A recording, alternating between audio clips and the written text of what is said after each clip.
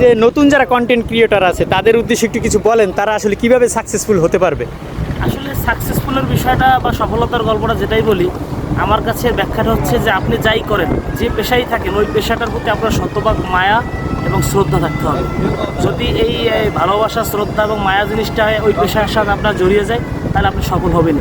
প্রত্যেকটা মানুষই আলাদা আলাদা স্বপ্ন দেখে বড় হয়, কিন্তু দেখা গেছে আমরা ধৈর্যহারা হয়ে যাই। ধৈর্যহারা হলে কখনোই কেউ সফল হতে পারে না। আমার কাছে সফলতার গল্প ধৈর্যের সর্বোচ্চ চূড়ায় পৌঁছাতে হবে, এটি হচ্ছে আমার কাছে সফলতার গল্প। সবচাইতে ফেমাস ডায়লগ কি? পাইন মারছে। তো যাই হোক, এই যে পাইনমারা ভাইয়ের কাছ থেকে আমরা আসলে কন্টেন্ট ক্রিয়েশনের সঠিক গল্প মানে সাকসেসফুল গল্পটা আমরা একটু শুনতে চাই। একজন নতুন কন্টেন্ট ক্রিয়েটরের জন্য কি বলবেন? একজন নতুন কন্টেন্ট ক্রিয়েটরের বলতে চাই যে আপনাদের কাজ করতে হবে। এলাকার মানুষ বাজে কথা বলবে, এলাকার মানুষ অনেক বিভিন্ন কথা বলবে, কি বলে পাগলামি সেগলামি করতেছে, অ্যাংথ্যাং অনেক কিছু বলবে, পিছনে তাকানোই যাবে না, কন্টিনিউ কাজ করতেই হবে।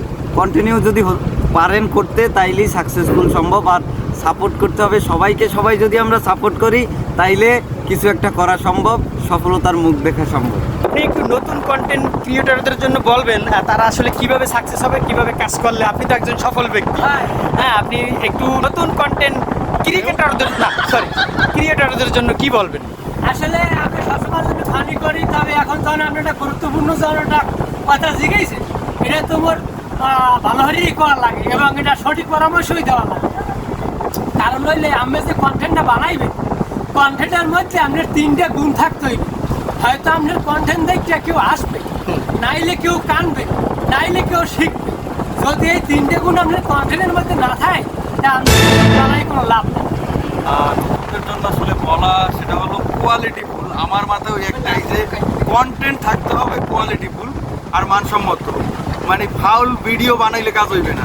মানুষ জানি আসলে দেখা ফিল নেয়, কারণ আমি ভালো ভিডিওটা সবসময় দেখি, ওই খারাপ কোয়ালিটি নষ্ট ওইসব ভিডিও আসলে কেউ দেখে না। কোয়ালিটিতে যদি কেউ ফোকাস ঠিকঠাক মতো দিতে পারে আর মানসম্মত, তাইলে পরে সে সাকসেস হবে। তবে ধৈর্য ধরতে হবে তার অবশ্যই।